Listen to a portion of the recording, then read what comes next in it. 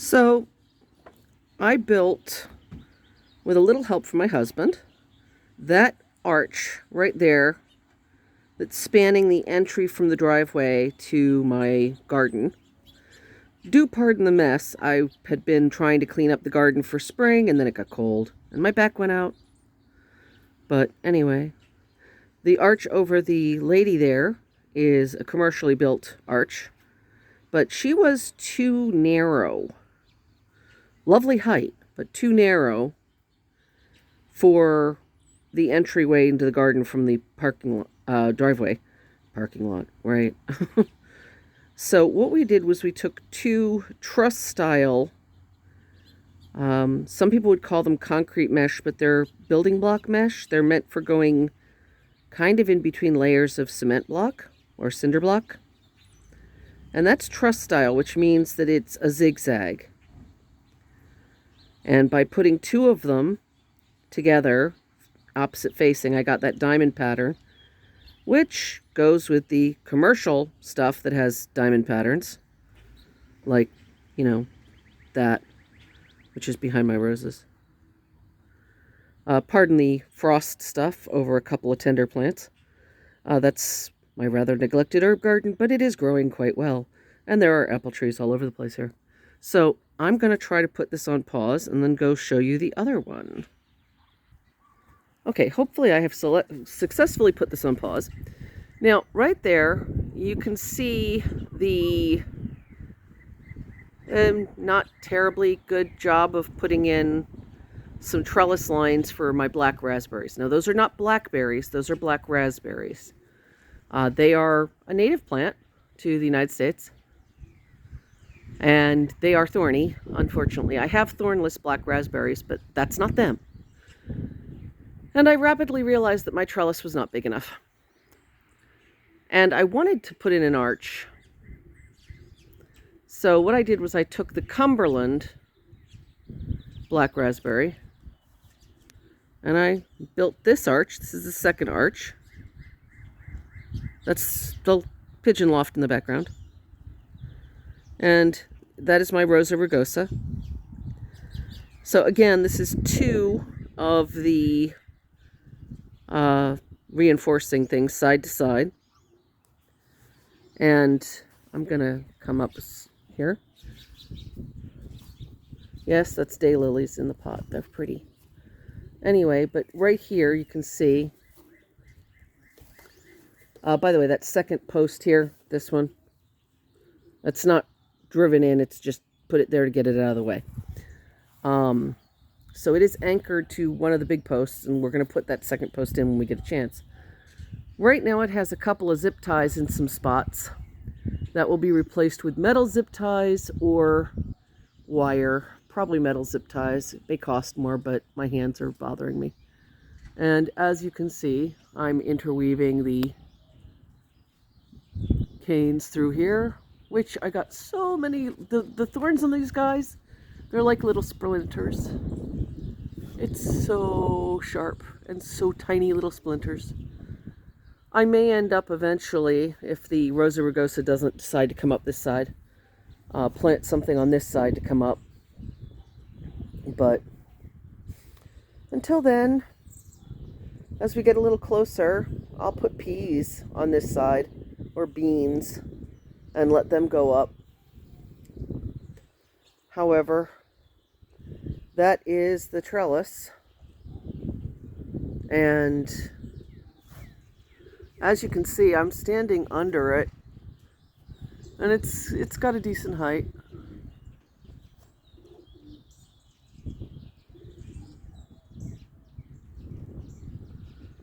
But that's two, which we think is about the right width for a lot of these things without being really huge. And I'm going to go back inside because it's way too cold. But I wanted to show people the work I did and how I got myself injured. Yay! Sharp wire. Anyway, so let me hold this and I'll get a better picture. We are back up at the front arch. I'm actually next to my car now. And as you can see, this is how it's going to be set up in the long run.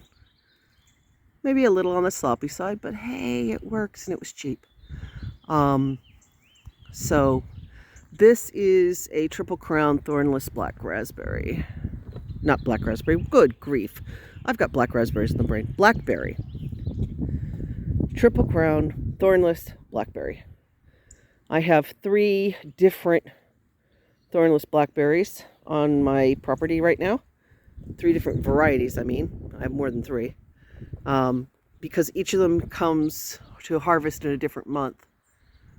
So I've got one that should be harvestable in June, one that should be harvestable in July, and one that should be harvestable in August, give or take. And the same way that I have a lot of my apple trees that are currently just babies, including several that need way more pruning. But basically,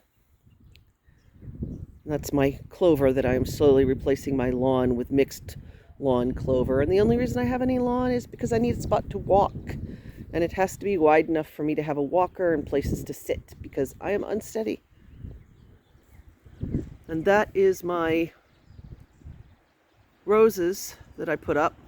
I like putting thorny things in front of the windows because I don't like people coming into my windows. We're going to be adding another arch there, probably only a single width, not the double like this guy. By the way, as you can see, it's about 6 inches wide in real fact. It's called an 8-inch reinforcer because it's for 8-inch blocks. We're going to put a single wide between the 2 trellises to train the roses up over an arch. By the way, each time I talk about the width, it is 2 of them that are laced together by wire. Although you could use anything else. So that's 2 of them because they're 10 feet. And you put 2 of them together by overlapping them. And then, so each one is actually 2. And then I just happen to like them because they're diamond shaped. Anyway, I'm going to go back inside. However, I have managed to put a heck of a lot of edible food, and most of it is decorative, at least when it's not in the middle of spring and everything's kind of scruffy looking. Over here, by the way, in case you're interested, we have a mulberry. We have a raspberry that's in the pot. We have a thornless blackberry right there that's not in the pot. We have a honeyberry that is actually blooming there, that little thing. And then we've got this little pathway between mine. And then we go over there to my wonderful raised bed. Got it from Epic Gardening. And that is Kevin, not Eric. It's Epic Gardening, not Eric Gardening. But right now I've got a frost cover on it. And we've got, oh gosh, so many apple trees. And then that right there behind it that's budding out is probably a Juneberry. There's 2. See that one there with a stake? Juneberry, and there's also Juneberry or serviceberry, and then there's also some bush cherries. And there's also some aronias around here. And that right there is nettle. Yeah, stinging nettle. In the pot. That's why it's in the pot. Stinging nettle is extremely nutritious. And it also discourages people from rummaging around in my planters. But there you go. Anyway. Plus, of course, we have a lot of things for pollinators and so on. But that's the little narrow strip on one side of my driveway. My car, good car, happy car. Passed inspection this time. The amount of trouble we had getting that here. Incidentally, those little ones, the little purple flowers right there, those are grape hyacinths, as opposed to the big purple flowers back there, which are hyacinths. And grape hyacinths are edible. And full-size hyacinths are not edible. They are, however, really pretty, and I love the smell. And of course, my lavender is doing well. By the way, that sort of scruffy-looking, piney-looking thing, that is a hardy rosemary. I was really thrilled. It made it through some pretty bad winters. And the one that's kind of fallen down is also a hardy rosemary. And as you can see, my thyme is doing well. And I've got chives, and that's sorrel. And then up front, let me see, we've got another little... By the way, the reason this is up on blocks is because my husband and I are tall. And none of the seats are really tall enough. That's native grass right there. It's a little blue stem. It's native here in Pennsylvania. That is bloody dock or red-veined sorrel right there. And it is quite edible. I've got aronia planted here. They'll be doing really well this year, I think. And that's another thornless blackberry because I had places to put them.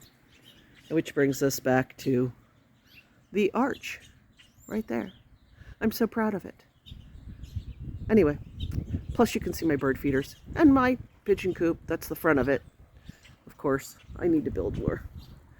Have a lovely day. Thank you for sticking with me. Obviously, like and subscribe, and I will occasionally do more gardening content as well as pigeon content.